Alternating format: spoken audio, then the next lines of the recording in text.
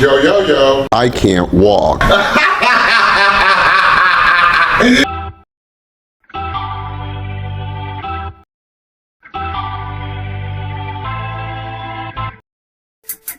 Every year I tune into the Super Bowl at exactly 6:18 p.m. so I can catch the national anthem before the big game. I really liked Babyface's rendition of America the Beautiful. I even liked how Chris Stapleton made Philadelphia Eagles head coach Nick Sirianni cry when he sung the Star-Spangled Banner.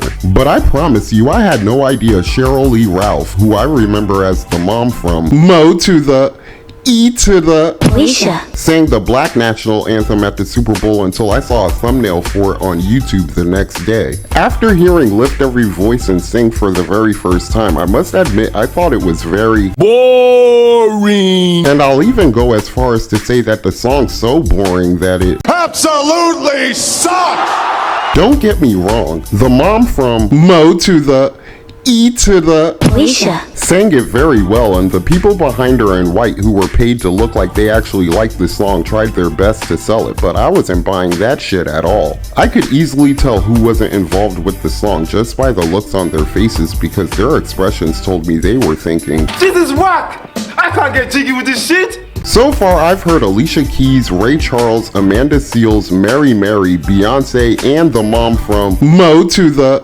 E to the Alicia sing their renditions of the song in a desperate attempt to like that shit, but still felt absolutely nothing after listening to all those different versions. If black people are gonna have their own national anthem, I feel like the music's supposed to touch my soul like the very first time I heard Fair East Side. Fair East Side. By thy side will stand and always praise thy name. Praise thy name, praise thy name. To ever, yeah. Lend a hearts and hands to help increase thy fame. Ooh, Lord. The honor, yeah, of all decide, cause forth our loyalty. Loyalty. So cheap. All right. I saw Lean On Me in 1989, and that school song still gives me goosebumps when I hear it today. Lift Every Voice and Sing did not touch my soul in the slightest, so now I feel the need to shit all over it. At 2 minutes and 25 seconds, it's a minute longer than the Star-Spangled Banner, but when I listen to it, it feels a lot longer than that because of how boring and depressing the song is. There's 3 parts to it. The first part tells us all to lift our voices and sing this song about liberty as loud as we can so that we could be heard all over the world. I'd like that, but that shit ain't the truth.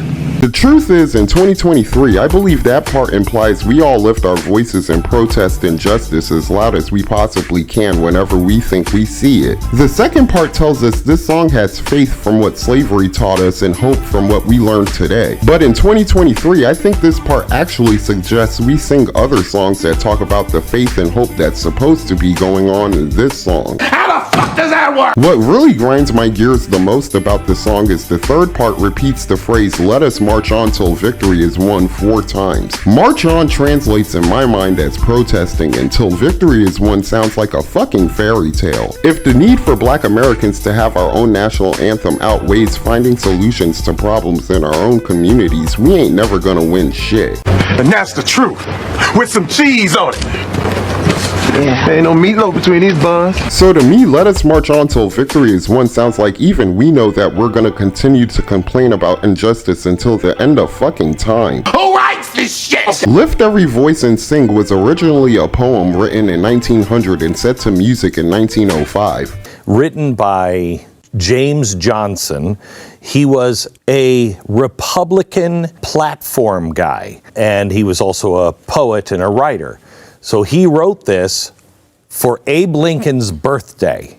Okay? Republican president. Republican president, written by a Republican in honor of all the people that Abraham Lincoln saved, okay? My biggest problem with the song is that it sounds like it's that fucking old because of the Negro spiritual, wading in the water. kind of vibes it's got going on. Black Americans were only free for 40 years when the song came out, so I completely understand the lyrics were designed to inspire them to continue protesting for their equality at the time. It also made sense that the song made a comeback in the 50s and 60s as Black Americans protested for the Civil Rights Act to get passed in 1964. Yeah. But now, 123 years later, not only do we continue to sing the song, but as a people, we picked it to essentially define ourselves as Americans? I'm not a smart man. But to me, it sounds like we're basically telling the rest of the world that the only thing black people have ever been collectively good at in America is protesting. In my mind, protest translates into taking the streets to bitch and complain about not getting what you want from your government. So with that being said, is protest really the legacy black people want to leave behind in this country? Inquiring minds want to know. I don't know about you, but I know I don't want to be remembered for just protesting. For those of you who do, I'm not going to give you some long-winded speech to try to convince you that singing a song at the Super Bowl is not going to make you feel like any less of a nigga than you already do. Instead, I'm just going to let Rocky Balboa tell you, That ain't you! You're better than that! I feel like the NAACP's using the song to troll racist, patriotic white people who in 2023 still believe that 2 niggers and 2 quarters don't add up to $1. But in doing that, they fail to realize they're disrespecting the memory of those who lost their lives defending our country in honor of the anthem we already have in place. That makes me feel like supporting this new anthem invites not just racist, patriotic white people, but also those who lost loved ones who served in our military to ask black people. Have you considered going back to Africa? At 45 years of age, Old as fuck. I don't want to have to learn the words to a new anthem when there's Americans who don't even know the words to the one we already have. What so proudly we hailed At the twilight's last gleaming, and I will always love you. Other people of all races must feel the same way because Lift Every Voice and Sing has been sung at the Super Bowl 3 times so far, and I have yet to see a fan who had Absolutely nothing! to do with the performance sing along with the song like they actually like that shit. I'll probably never see it neither because if you ask the average black person if they'll learn the words to Lift Every Voice and Sing, they're most likely gonna tell you, No, motherfucker, we got bills and shit. if people continue to support Lift Every Voice and Sing, there's no doubt in my mind that other groups will also want their own anthem represented at the Super Bowl too. I'm just saying I'm gonna be mad as hell when Latinos show black people up when they come out with their national anthem.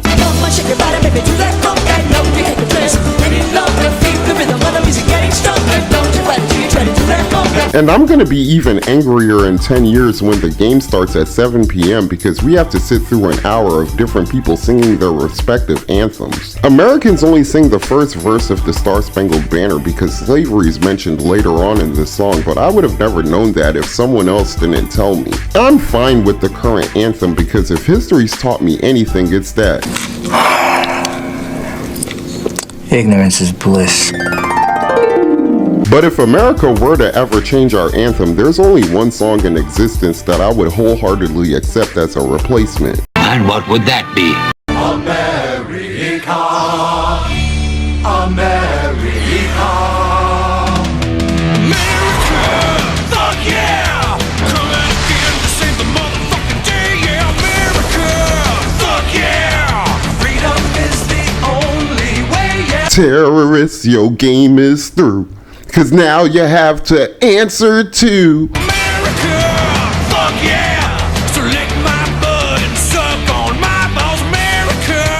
Fuck yeah! I assume the NFL only allowed Lift Every Voice and Sing to be sung at the Super Bowl as an apology for how they mishandled the Colin Kaepernick situation. Because of this, I don't believe Lift Every Voice and Sing's considered as an anthem to the people that rule the world. It's just a song that officially ends the 5-hour-long Super Bowl pre-show. It's also an opportunity for black singers who's past their prime, like the mom from Mo to the E to the Alicia. to gain national exposure and a fat ass check from the NFL. Do you really think the NAACP is gonna donate any of those proceeds to black communities that really need them? I don't think so, Jim. For well over a century, there have been Millions. of black people who dedicated and even sacrificed their lives so niggas like me could be treated as equals to other Americans today. I feel like a gap still exists between me and my white counterparts, but the idea of black Americans having our own national anthem only widens that gap even more. I love my country and all of its people, whether I agree with them or not, way too much to support such a Terrible. song like Lift Every Voice and Sing, so I plan on continuing my Super Bowl tradition of tuning into the game at 6:18 p.m. to avoid hearing that woke nonsense ever again. And that's all I have to say about that. If you enjoyed this video, hit the like button, please subscribe, and tell me what you think in the comment section below. Peace. I'm Audi 5000. Those who wish to follow me, I welcome with my hand. Thank you for being a friend. And those are my thoughts for this video. But then again, what do I know? I'm just an old crippled bastard. Ooh, ooh, ooh, ooh. I ain't too proud to beg for your money, so like, share, and subscribe.